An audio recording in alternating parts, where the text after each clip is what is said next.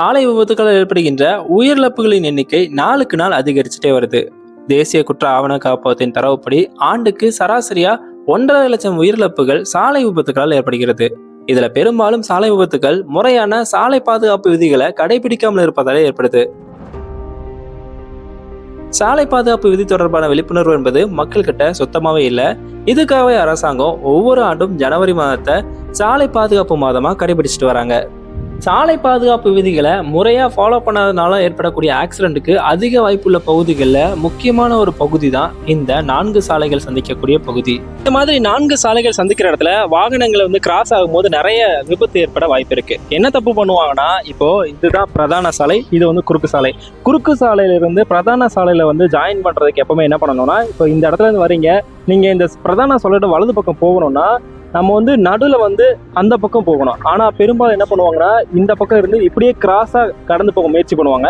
இப்படி கிராஸாக கடந்து போக முயற்சி பண்ணும்போது என்ன நடக்கும்னா, அந்த பக்கம் இடது பக்கம் வர வாகனங்கள், அது நமக்கு ஆப்போசிட்ல வர வாகனங்களோட நம்ம மோதுறதுக்கான வாய்ப்பு அதிகம்.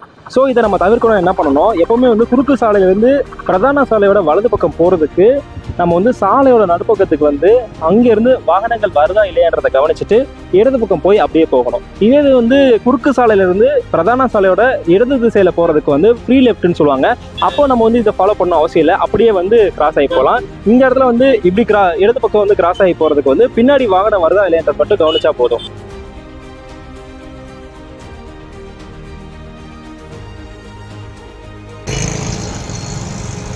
இதே மாதிரி மெயின் சாலையில இருந்து குறுக்கு சாலையில இறங்கி போறவங்களும் சில தப்பு பண்றாங்க. என்ன பண்ணுவாங்கன்னா, மெயின் ரூட்லயே வருவாங்க, அப்படியே குறுக்கு சாலையில இறங்குவாங்க. அதுவும் தப்பு. ஏன்னா அப்படியே நம்ம கிராஸா இறங்கும் போது இந்த பக்கம் ஃப்ரீ லெஃப்ட்ல குறுக்கு சாலையில இருந்து மேலே ஏறுவாங்களா, அவங்களோட மோதுறதுக்கான வாய்ப்பு அதிகமா இருக்கும். அதனால என்ன பண்ணணும், மெயின் சாலையில இருந்து குறுக்கு சாலைக்கு இறங்குறீங்க, அதுவும் வலது பக்கமா இறங்குறீங்கன்னா என்ன பண்ணணும், அவங்களும் இன்னொரு சென்டருக்கு அந்த பக்கம் வாகனம் வரல அப்படிங்கிற உறுதி செஞ்சுட்டு அப்படியே லெஃப்ட்ல போகணும்.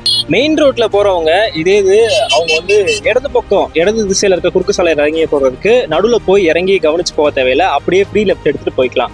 பொதுவாக பாத்தீங்கன்னா, மெயின் சாலையில போறவங்களும் சரி, குறுக்கு சாலையில இருந்து மேலே ஏறி போறவங்களும் சரி, அவங்க சாலையோட வலது திசையில போறாங்கன்னா சென்டர்ல போய் பார்த்துட்டு ஆப்போசிட்ல வண்டி வருதா இல்லையான்றதை கவனிச்சுட்டு அப்படியே லெஃப்ட்ல போகணும். இதே அவங்க இடது திசையில போறாங்கன்னா ஃப்ரீ லெஃப்ட்ல எடுத்துட்டு போயிடலாம். இப்படி பண்ணாலே பெரும்பாலும் வாகனங்கள் ஒன்றோடு மோதுறதை அவாய்ட் பண்ணலாம், விபத்துக்களையும் தவிர்க்கலாம்.